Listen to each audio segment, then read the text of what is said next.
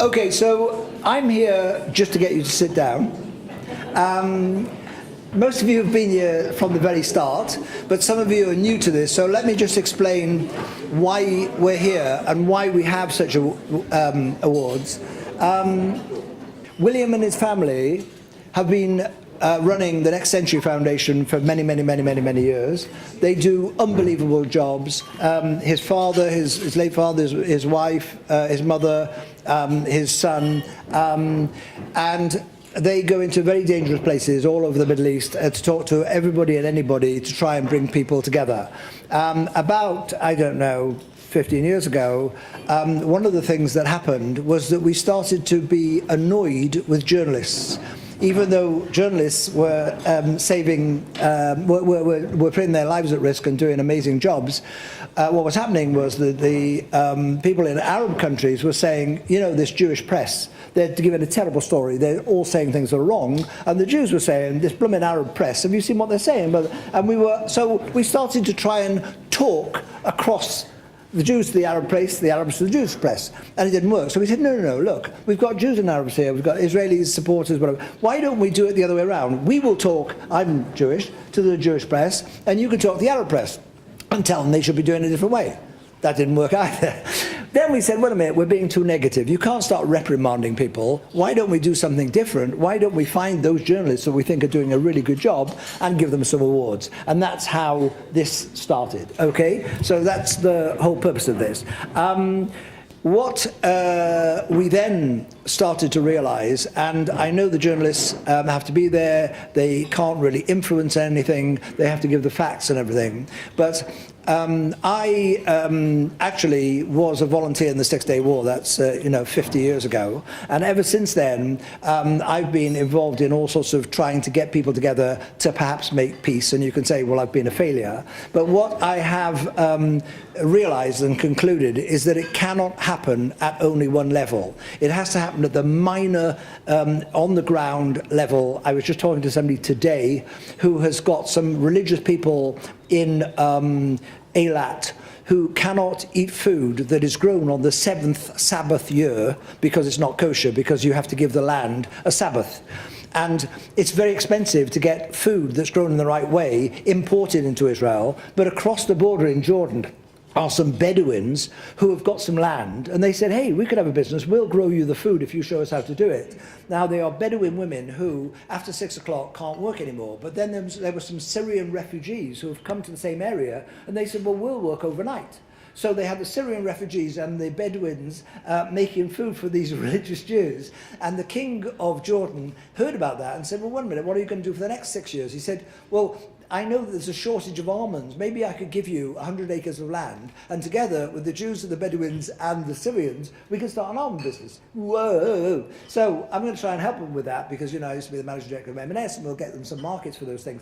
So that's on the one level. Then, as you know, there's another level where there are Palestinians and Israelis who are trying to think that the solution might be that there's a confederation over Israel and Palestine, and you have a constitution for Israel, a constitution for Palestine, and a constitutional confederation. And so that's another thing. And then, as you know, last week, Tony Blair and a number of other people started to say, wait a minute, this whole region, if you take Egypt and Jordan and Israel and Palestine and the United Arab Emirates, if you took that whole area, we started to work together, wow. So you can have regional and two states and on the ground. Anyway, the thing is that these sorts of stories that journalists can then talk about, instead of just shouting at the other side and saying they're awful, are the things that can actually bring things together. So that's what we hope to do. Anyway, I am going to hand over to William. As I said, he and his family are brilliant. He is actually the Secretary General of the Next Century Foundation. I just want to thank the Earl of St Andrew, who came in to this and got very enthusiastic and has been immense in getting this whole thing together. And there's one other group of people I want to thank. They all look very glamorous at the moment. That's the interns, and you think these are interns, they're being paid a fortune, they must be wealthy in their own right and everything. They've taken 2 weeks to try and get themselves to look like that, and they're borrowing their dresses from William, and in fact they're working for nothing, and they're working 24 hours a day because William's a terrible manager. And so I just want you to thank the interns for what they've done. Thank you. William?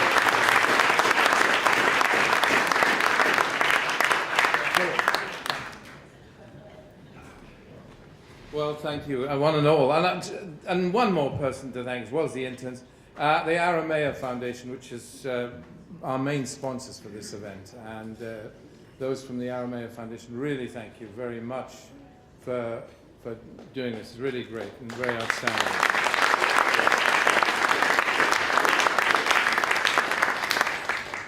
And now, we always start off with a little moment of sadness, and it has been a couple of years, as all of you know, since we held these awards.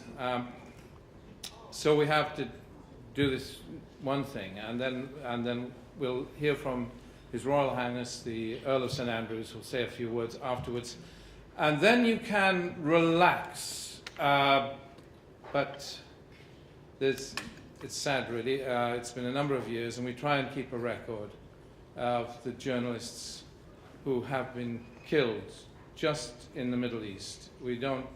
This is the Middle East, just in the last couple of years, and even the latest are not there, but who've been killed in violence in the Middle East and in the last couple of years. So bless you, we'll just show you these.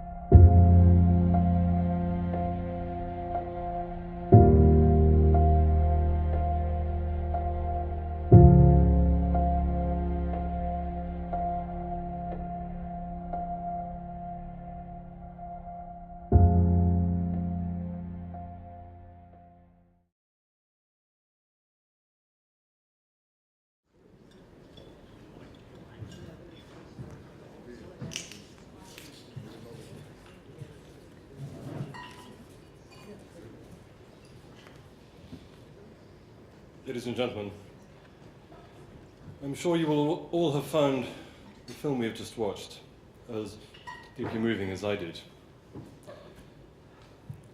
And I might just add that, as I'm sure many of you know, 3 journalists were killed on the same day in Mosul last week. The film shows the extraordinary courage shown by so many journalists in pursuit of the truth, and the terrible price that they all too often pay in order to bring us knowledge of what is going on in the world around us. The risks that journalists take upon themselves are barely considered by most of us as we sit in our armchairs at home, reading the newspapers, or watching the television or our computer screens. It is truly chastening to be reminded what these risks can be. We owe a huge debt of gratitude to those journalists, broadcasters, and filmmakers who do not allow themselves to be intimidated or deterred from their mission of holding the powerful to account, of exposing wrongdoing, and of giving a voice to the voiceless. A mission which is often met with hostility, with accusations of irresponsibility or malice, as well as with veiled or not so veiled threats, imprisonment, violence, and even death. At a time when honest and courageous journalism is under greater threat than ever from those who would seek to suppress it, and when the dangers facing journalists, particularly in war zones, are so acute, it is essential to publicly acknowledge and support its practitioners, and to salute those who would uphold our right to the truth, regardless of personal cost. They are among the heroes of our time. May I also say how pleased I am to see so many people from different countries here tonight. The International Media Awards bring together people from many different political and intellectual backgrounds who share a common aspiration to stand up for the values of truth, integrity, justice, and fairness. In a world where such values often seem under threat, it is heartening and encouraging to be reminded that there are so many who still, despite everything, are prepared to risk all to bring us the truth. We salute you.